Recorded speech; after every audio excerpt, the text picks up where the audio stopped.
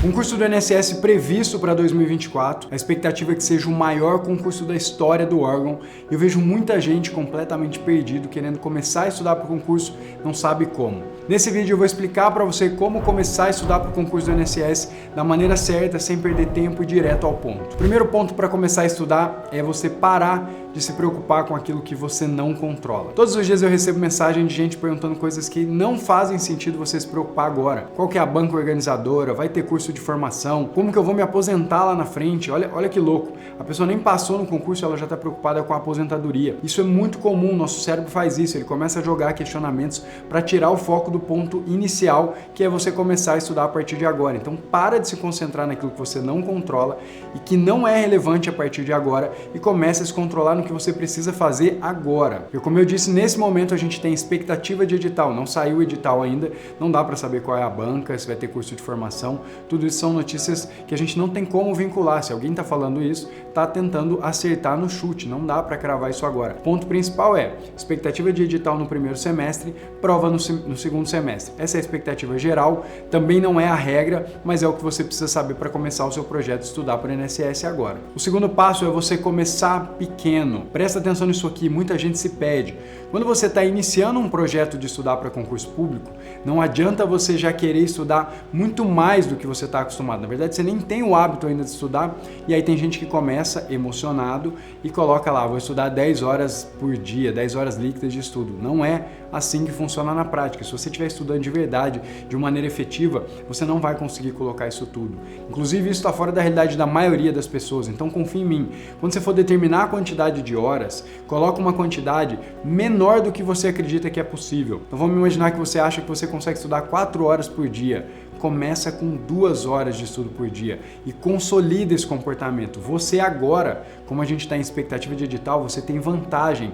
Você não precisa estudar tantas horas por dia, você pode estudar menos horas porque você está começando de forma antecipada. E consolidar o hábito de estudar, ainda que numa quantidade de horas menor, é muito mais valioso do que já tentar colocar muitas horas, se frustrar e desistir do seu sonho. Terceiro ponto, na definição do material. Você precisa ter um material mais direto ao ponto. Hoje em dia na internet a gente tem grandes cursos aí vendendo assinaturas ilimitadas, vitalícias, bivitalícias, e a verdade é que o que eles querem é te confundir e te afundar em material. Infelizmente, você escolheu um foco, é o concurso do INSS, você precisa ter um material para esse concurso. Além disso, eles pecam também no tamanho dos materiais. São materiais que não são possíveis de serem terminados. Eles vão te afundar em PDFs, em aulas, muito pouco provável que você vai conseguir terminar, e você não precisa disso para ser aprovado. Você precisa de um bom curso, de material teórico, e depois focar muito em fazer questões, estudando ativamente, fazendo questões. Não precisa de materiais gigantescos, de mais 100 horas cada matéria.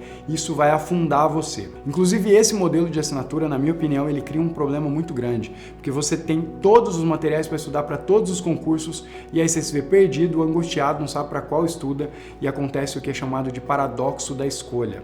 Existe um autor chamado Barry Schwartz, ele escreveu esse livro, Paradoxo da Escolha, porque mais é menos, e é justamente isso. Quando você tem muitas opções, o que acontece é que você se perde. Lembra você aí de um cardápio que você pegou e tinham 10 folhas no cardápio? O que acontece no fim das coisas? A gente se sente angustiado, você não consegue nem escolher o que você vai comer, porque você tem muitas opções. Então, o que acontece com essas assinaturas é parecido com isso. Então lembre-se, você precisa de um material, e é um único material, que ele não seja prolixo, esses materiais gigantes, e começa com esse material e depois você vai aprofundar nas questões. Não se afunde em material, não saia comprando livros, vários cursinhos, assinaturas, porque você vai se perder. O passo seguinte é você começar a estudar pelas matérias que são mais importantes, inclusive priorizando a frequência dessas matérias mais vezes. O que é isso? Parece complicado, mas é simples, você faz isso na escola. Lembra que algumas matérias na escola você tinha mais aulas, então por exemplo, português, matemática, você tinha aulas duplas 2 vezes na semana, basicamente porque o conteúdo programático dessas matérias são maiores,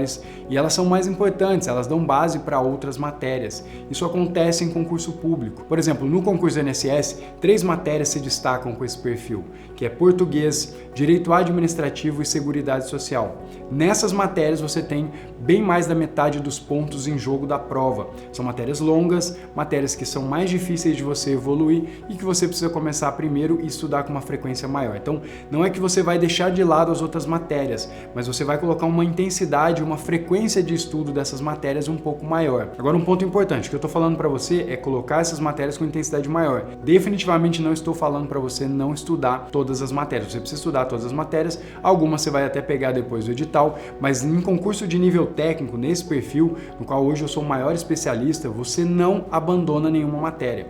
Já vi muita gente falando na internet para você, deixa essa matéria, ela tem um peso menor. Não vai funcionar. Concurso de nível técnico, você tem que fazer notas muito altas. Você não pode se dar o luxo de perder os pontos fáceis de nenhuma matéria. Então, basicamente, o que você vai fazer é colocar mais intensidade, mais repetições nessas 3 matérias que eu falei que são as mais importantes para o seu concurso. O passo seguinte é você organizar um local para você estudar. Arrume um bom local para você estudar. É muito comum a gente improvisar nessa hora. E improvisar, que eu falo, é escolher um local que passa gente todo o tempo. Então, por exemplo, estudar na mesa da cozinha. Se tem outras pessoas morando na sua casa, vai complicar. Estudar numa cadeira que não é o ideal. E aqui eu tô falando para vocês de alguém que não estudou nas condições ideais. Quando eu comecei, na minha casa era telha Eternit, teto baixo, era uma mesa improvisada. Depois eu acabei fazendo uma outra mesa, né? Eu peguei uma porta dessas portas de banheiro, derrubei a porta e fiz a mesa para ela ficar um pouco mais espaçosa. Melhorou muito a mesa para estudar, eu encapei ela e tal. Inclusive tem essa mesa até hoje, mas o ponto principal é você se lembrar que você vai estudar para concurso público, esse é o seu projeto, é o que vai fazer você crescer profissionalmente. Então invista num local de estudo mais organizado. Além disso, a questão térmica, se for um lugar muito quente vai complicar, então vai um climatizador, um ventilador, um ar-condicionado se você puder, mas tudo isso vai fazer com que você tenha um pouco mais de conforto, porque no fim das contas você vai passar várias horas nesse local. Então invista numa mesa, numa cadeira aí que apoia a sua lombar, não precisa ter rodinha, não precisa ser frescura, é só uma mesa e uma cadeira que você consiga estudar e que não passe gente e tenha distração todo o tempo. O passo seguinte é você determinar o seu plano de estudo, né? A maneira que você vai organizar os seus estudos. Existem vários tipos de cronograma de estudos, você vê muita coisa pela internet.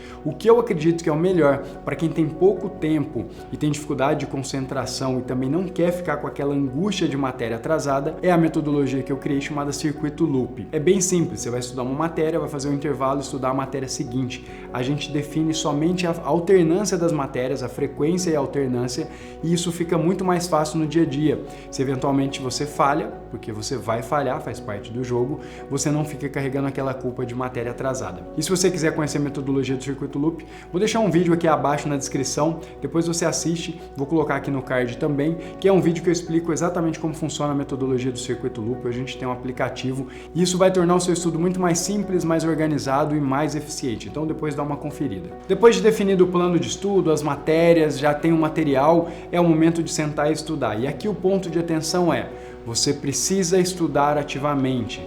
A maioria da galera que começa a estudar, estuda da mesma maneira que estudou na escola e não vai funcionar. Primeiro porque o seu mecanismo de aprendizagem mudou, depois na fase adulta a gente tem uma mudança por volta dos 25 anos no mecanismo de aprendizagem, e segundo que aquilo que a gente fazia na escola não tinha embasamento científico nenhum.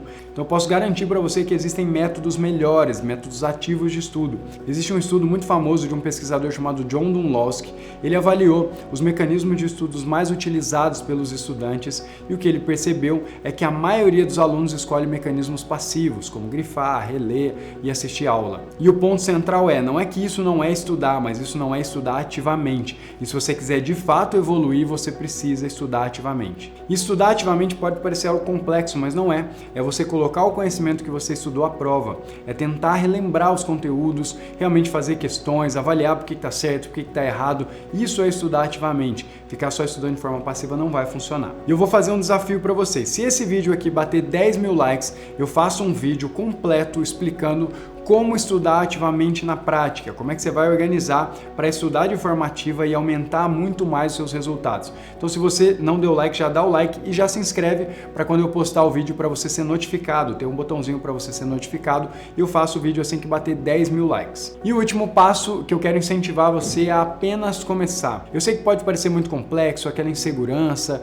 será que vai valer a pena? Será que eu vou ser aprovado? E a verdade é que se você colocar sua energia nesse projeto e começar agora, você tem chance chances reais de buscar uma aprovação nesse concurso e também em outros concursos. Eu, por exemplo, comecei pelo INSS, fui reprovado, mas passei em outros. Mas eu precisei desse impulso inicial. Utiliza essa energia da abertura desse edital, que provavelmente vai ser em 2024, para você começar esse projeto, se dedicar e fazer a sua parte. Não começa grande, não começa difícil. Lembra do que eu falei? Você está em vantagem porque você vai estar começando antes da abertura do edital. Se quiser contar com a minha ajuda, aqui embaixo na descrição tem um link dos meus cursos, das minhas mentorias. Para o concurso do INSS a gente tem uma mentoria, então aperta depois para conhecer, mas o fato é, dá o primeiro passo e segue atrás desse sonho que eu tenho certeza que vai mudar a sua vida. Nos vemos num próximo vídeo, um abraço e até mais.